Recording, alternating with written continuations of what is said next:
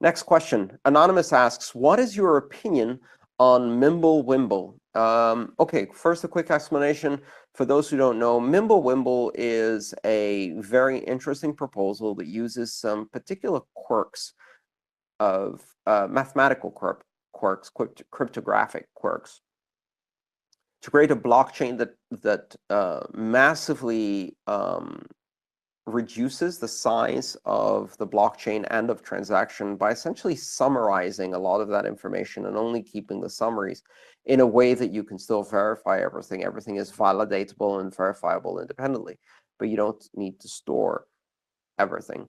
And it also massively increases privacy at the same time. Now, MimbleWimble is not something that you simply slap on top of Bitcoin, although there are some proposals to adapt it somehow.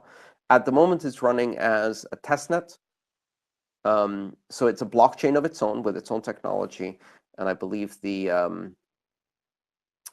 currency that they're using on that testnet is called Grin, but I'm not sure. Lazar asks, could you explain and go deeper into digital signature aggregation via Schnorr signatures, and to what extent would their application increase Bitcoin anonymity?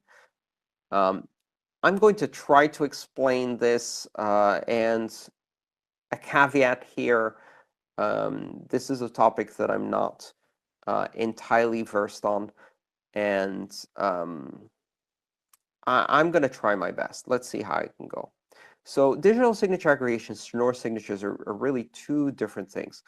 Schnorr signatures are a particular type of digital signature, and the primary advantage they have over other forms of signatures is that they're shorter, they're smaller, compared to ECDSA, elliptic curve digital signature algorithm. The advantage of Schnorr signatures is they're more compact, as far as I understand it.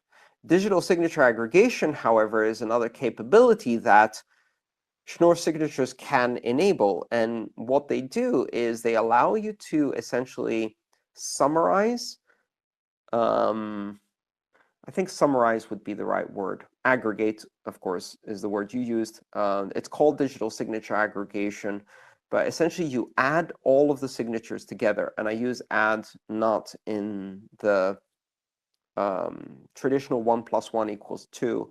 We're talking about mathematical operations that are happening in a prime field on an elliptic curve. But nevertheless, for simplistic purposes, you use a mathematical operation to aggregate all of the signatures in such a way that you can still validate that something has been signed, but you can't see the individual signature for that item. Now, in the case of Bitcoin, what that does is two things. One, it saves a lot of space. Schnorr signatures are already more compact. And let's say you have a transaction which has 5 inputs and it requires 5 signatures. You're going to put each input needs to be signed. So first you sign them with Schnorr signatures. Great, now you've saved some space. Then you take the 5 signatures, you aggregate them, and you produce just one signature for all 5 inputs. And that one signature is the same compact size as each of the 5 signatures. So you've now decreased the space of the signatures by 80% by taking away, 4 out of the 5. You've got those 5 signatures aggregated in the same space as one. Then imagine that those transactions that transaction is some kind of joint transaction where the inputs come from many different individuals who are providing their own signatures. You've aggregated all of those. And that way you can't really tell, although you can tell that the signature is valid for all of the inputs and that it properly corresponds to the public keys of those inputs, you can't really tell who applied those signatures. So as a result, it makes privacy in things like CoinJoin more secure. And again, I probably got some things wrong there. This is a topic that is still, first of all, it's still in development. The only example of this in use today is I believe in the Element sidechain, which is a Blockstream project. And this is being developed actively by a whole bunch of people, including Greg Maxwell and Adam Back, and I believe Andrew Polstra, but I might be mistaken.